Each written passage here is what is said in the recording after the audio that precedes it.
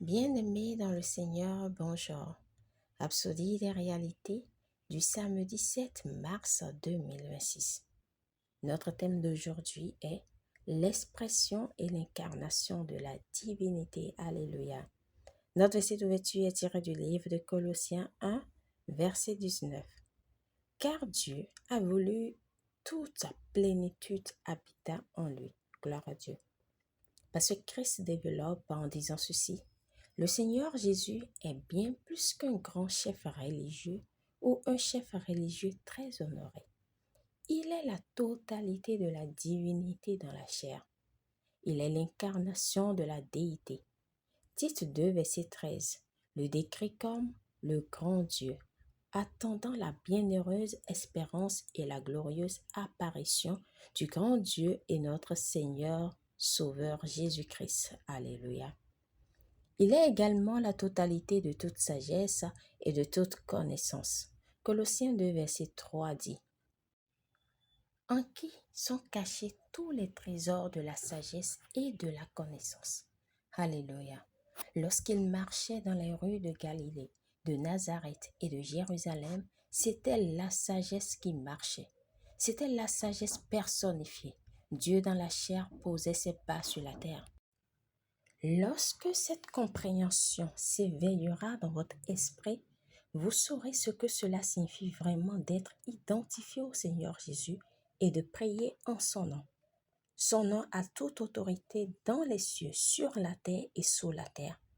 Et dans le livre d'Apocalypse, la Bible nous révèle quelque chose de stupéfiant.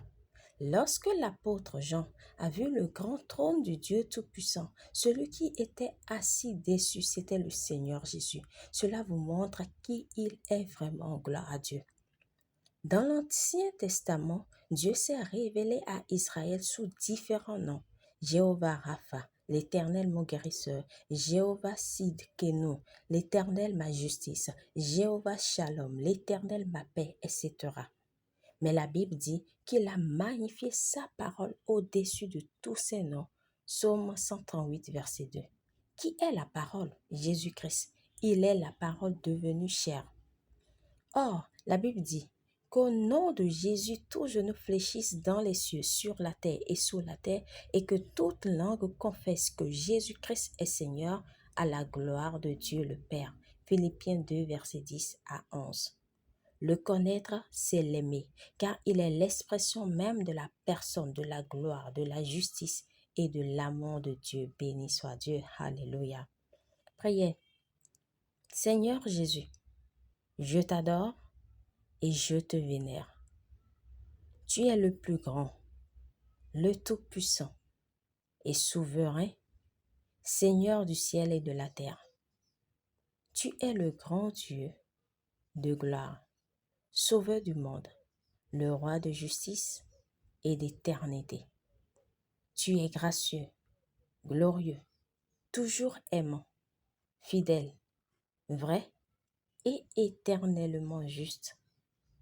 Je vis triomphalement en ton nom, car tu es ma vie, ma lumière et mon tout. Amen. Pour une étude approfondie, nous lisons Colossiens 2, verset 9, Jean 14, verset 9, Hébreux 1, verset 1 à 3, Philippiens 2, verset 9 à 11. Nous aimerions vous donner maintenant l'opportunité de recevoir le Seigneur Jésus-Christ dans votre cœur, dans votre vie, comme votre Seigneur et Sauveur. Alléluia. Si vous croyez déjà en lui, nous vous invitons à faire cette prière de tout votre cœur et de manière à vous entendre. Dites, ô Seigneur Dieu, je crois de tout mon cœur en Jésus-Christ, Fils du Dieu vivant. Je crois qu'il est mort pour moi et que Dieu l'a ressuscité des morts. Je crois qu'il est vivant aujourd'hui. Je confesse de ma bouche que Jésus-Christ est le Seigneur de ma vie à partir d'aujourd'hui. Par lui et en son nom, j'ai la vie éternelle. Je suis né de nouveau. Merci Seigneur d'avoir sauvé mon âme. Je suis désormais un enfant de Dieu. Alléluia. Félicitations si vous avez fait cette prière, vous êtes désormais un enfant de Dieu.